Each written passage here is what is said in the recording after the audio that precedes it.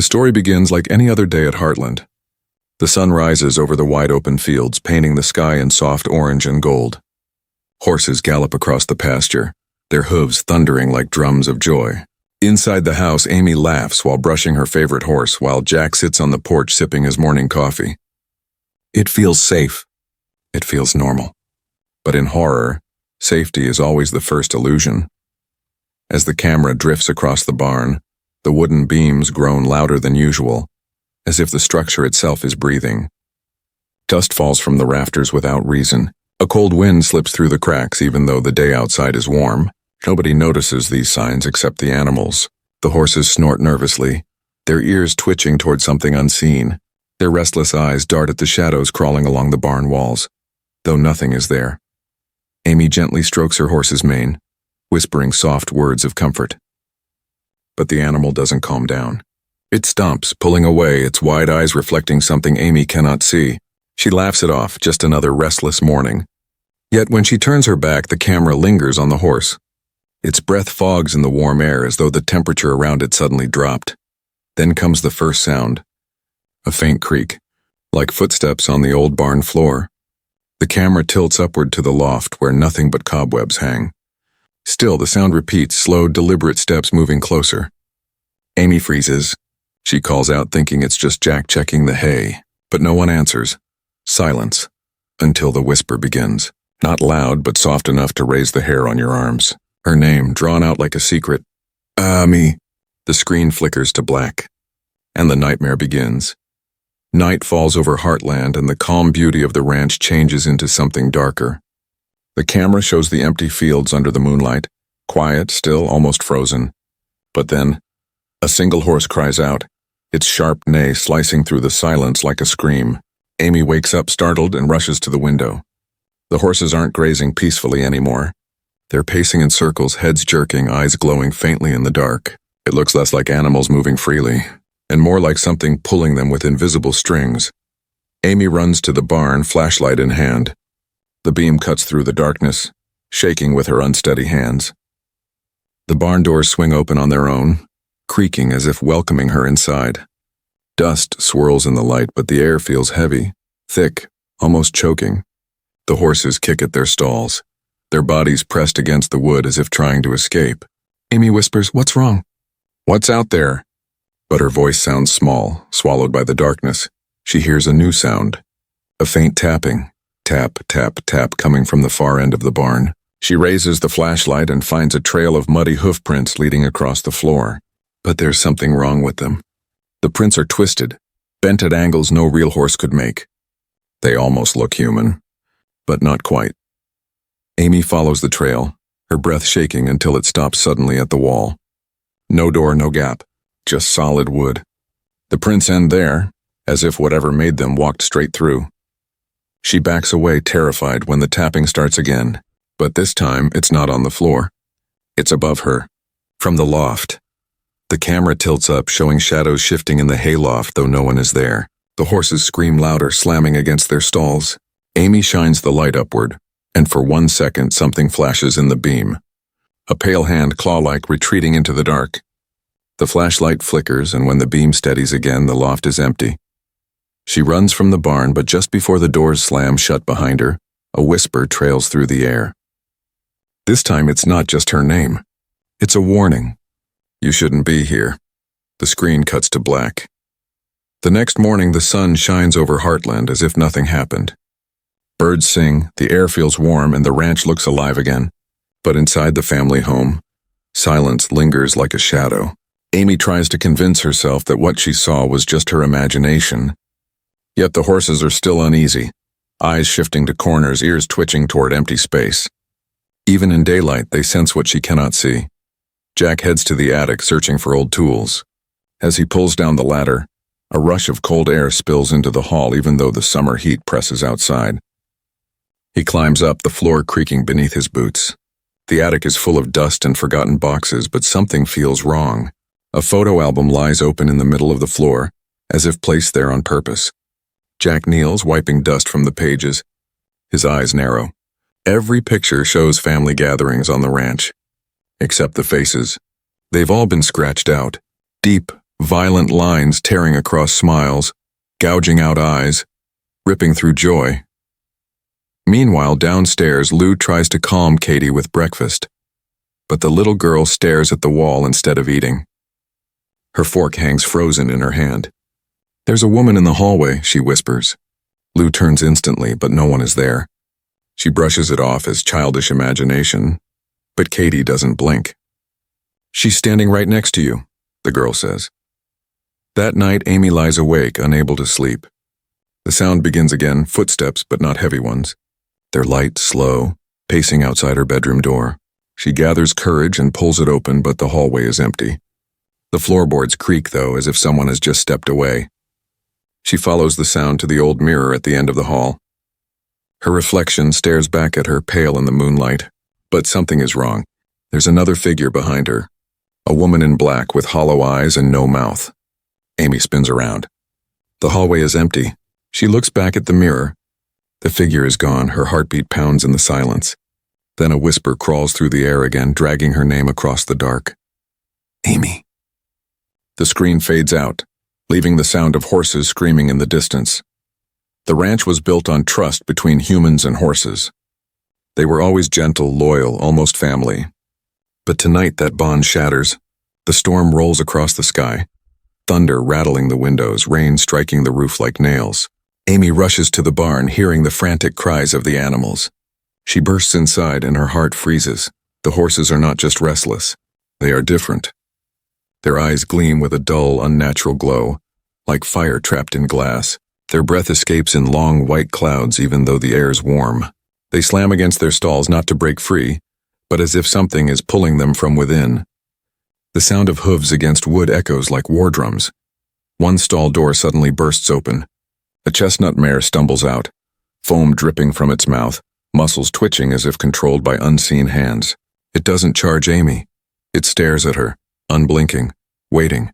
Then, with a violent shriek, it lunges at the other horses, teeth bared like a predator. Amy screams, rushing to stop it, but the other horses follow suit, thrashing, snapping, clawing at the floor. The barn transforms into a battlefield of chaos. But the most chilling part isn't their violence, it's the way they move. Their legs bend at angles no living creature should survive. Their heads jerk as if invisible strings are tied to their necks. For a split second in the strobe of lightning through the barn window, Amy sees something hovering above them.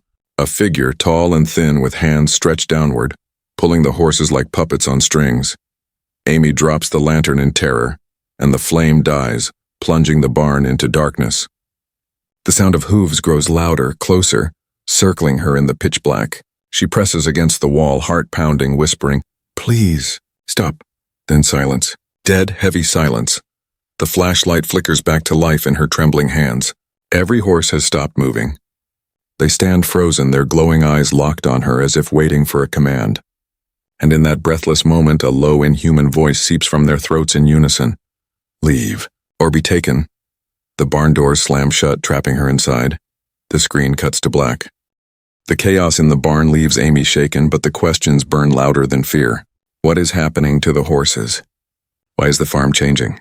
Desperate for answers, Lou searches the old office at night, digging through boxes of papers Jack has kept locked away for decades. Rain lashes against the windows as she flips through faded letters, land deeds, and yellowed photographs. Then she finds something hidden at the bottom of a drawer, an envelope marked with one word, unspoken. Inside are brittle documents written in trembling handwriting. They reveal that Heartland's land was not always a ranch. Long before Jack's family settled here, the ground was used as a burial site for outcasts, people accused of witchcraft, drifters who vanished without families, and those who should not be remembered. There are no headstones, no names, only shallow graves hidden beneath the earth. Lou's hands shake as she reads further. A testimony from an old neighbor warns, the soil is cursed. Whatever is buried here does not rest. It waits. Another letter, even darker, describes strange rituals, animal sacrifices meant to keep the dead quiet. The last words, scrawled in black ink, read, "The horses are their bridge." Meanwhile, Jack returns from the attic, pale and grim. He confesses something he has kept secret his entire life. His father once told him never to dig too deep near the east field, where the earth was soft and the grass grew darker than anywhere else. Jack admits he never believed the warnings until now. The camera cuts to Amy, who listens in silence, her face pale with dread. She realizes the truth. The land has been feeding off the family's bond with horses, twisting that connection into something unnatural. The warmth and healing they once celebrated at Heartland wasn't a gift. It was a lure. A way to keep the family close, bound to the soil, so the restless spirits could reach through. A knock suddenly echoes through the house. 3 slow raps at the front door. The family freezes. No one should be out there in the storm. Lou whispers, "Don't open it." But the camera pans to the window. Behind the glass, a pale face stares in, hollow-eyed, waiting. The screen fades to black. The storm outside grows wilder, lightning crawling across the sky like veins of fire. Inside the Heartland house, every light flickers. Shadows stretch unnaturally long across the walls, bending and twisting as if alive. The family gathers in the living room, but the air feels heavy, pressing down on their chests with each breath. Katie hides under Lou's arm, whispering, "She's here." The floorboards creak, though no one is moving. Footsteps echo up the stairs. Then, all at once, the horses outside begin to scream, not in panic but in harmony, their cries blending into something almost human. Amy rushes to the window and her blood runs cold. The horses stand perfectly still in the rain, their glowing eyes fixed on the house. In the lightning flash, their shadows don't match their bodies. They're taller, leaner, human-shaped. The house shudders violently as the front door slams open. Cold wind tears through the room, extinguishing every lamp. Darkness swallows the family whole. From the staircase, faint laughter trickles down, high-pitched, childlike, but warped as if played backward. Lou screams, pulling Katie close. Jack grabs a lantern, but when it flickers to life, the glass reflects more than their faces. Dozens of pale figures crowd the walls, their hollow eyes glowing faintly in the dark. The barn doors outside crash open with a deafening crack. The family rushes to the porch, only to watch in horror as the horses bolt into the night, moving in jerking, puppet-like motions. Above them, in the storm clouds, the thin figure returns, long arms stretching downward like strings, controlling their every step. The wind carries a voice across the field, layered and broken, speaking in many tones at once. "You live on our ground. You breathe on our silence. Now you will join us." The house shakes again, windows splintering, walls groaning as if the very foundation resists the presence. Amy grabs Katie's hand and shouts, "Run!" But before they can move, the floor splits with a sharp crack. From the gap, skeletal hands crawl upward, clawing for her ankles, pulling, dragging. The screen plunges to black as screams echo through the storm. The storm reaches its peak, thunder shaking the ranch like a war drum. The family scatters in the chaos, but Amy knows the truth. Everything leads back to the barn. If she doesn't face what hides there, the land will never let them go. Gripping a lantern in one hand and a rope in the other, she forces herself through the downpour. Her clothes stick to her skin, her breath sharp with terror. The barn looms ahead, doors wide open, glowing faintly from within as if lit by a fire no one set. Inside, the horses stand motionless, eyes glowing, their bodies swaying in rhythm like they are caught in a trance. At the center of the barn, the thin figure towers, its limbs stretching unnaturally, its head tilting with a sickening snap. It whispers with many voices, a chorus of the forgotten. "This land is ours. Your blood ties you here." Amy steps forward, her voice trembling but firm. "Take me, but leave them." Her words echo through the rafters. The spirit tilts its head again, then spreads its arms wide. The shadows tighten around her, pulling, wrapping, suffocating. Her lantern shatters on the ground, flames spreading through the hay. The barn fills with smoke and heat, but Amy doesn't move. She stares into the hollow eyes of the spirit and screams, "Let them go." For a moment, everything stops. The horses collapse to the floor, gasping as if waking from a nightmare. The spirit recoils, shrieking, its form unraveling in the firelight. The barn begins to fall apart, beams crashing, roof caving in. Jack rushes in, dragging Amy out just as the structure explodes in a blaze of fire. The family huddles outside, soaked and shivering, watching the barn burn. For the first time, it feels quiet. No whispers, no footsteps, no glowing eyes. Morning comes and the ranch seems at peace again.